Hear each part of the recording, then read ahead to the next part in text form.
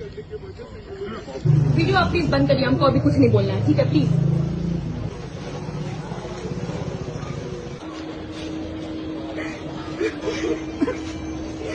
जो भी ऐसा किया ना, मेरे मुंह पे गोली चलाओ, मेरे सर पे चलाओ गोली, मेरे लोगों के सामने क्यों ऐसे करते हो? हम आपको ओपन चैलेंज देते हैं, जो ये सब कर रहा है ना, मेरे सर पे गोली ठोको। साला लड़की समझ के क्या समझ रखा है तुम लोग?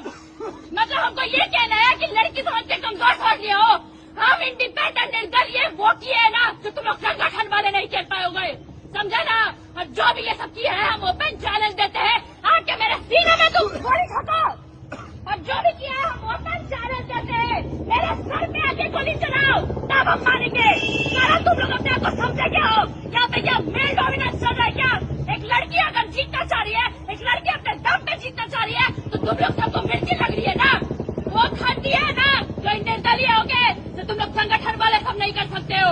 और इस बार लड़की जीतेगी और छात्र संघ राज करेगी और निर्दलीय जीतेंगे। तुम लोग को क्या लगता है तुम लोग डरा सकते हो हम लोग को? नहीं रुकेंगे, नहीं रुकेंगे। सीना ठोक के बोलते हैं, आके गोली चला के जाओ तुम लोग सब।